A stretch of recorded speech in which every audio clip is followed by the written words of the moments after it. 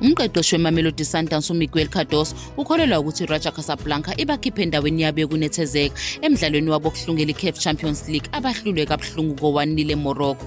Lokhu bekungokokuqala ukuhlulwa selokhu uCardoso ethatha izintambo zokuqeqesha esikhathini singangenyanga edlule. iSundowns iqede umdlalo inabadlali abayisishiyagalolunye kulandela amakhadi abovu atholwe umdlali wasesiswini uBathusi Obasi nomdlali wasemuva uKhuliso Mudau. uCardoso uhlole umdlalo wathi iSundowns ithwale kanzima ukuthola izikhathi zokudlala ikakhulukazi ngesombe sokuqala njengoba udonga oluvikela iRaja Casablanca lunciphise amathuba. Lo mqeqeshi ukholwa ukuthi ukungenelwa igoli ngomzuzu wokugcina esombeni sokuqala kushintshile umdlalo nokwenze kwabanzima engqondweni nasemphefumulweni yabadlali beqembu lakhe. Uqhube wathi nakuba kunjalo iSundowns ikwazile ukulawula umdlalo ngesombe sesibili kodwa iphinde yadedela amathuba kuRaja ekuhlaseleni. Ngokulandelayo iSundowns izobhekana ne-AS Maniema Union yase-DR Congo ababambane ngedraw emidlalweni wokuvula isigaba samaqoqo.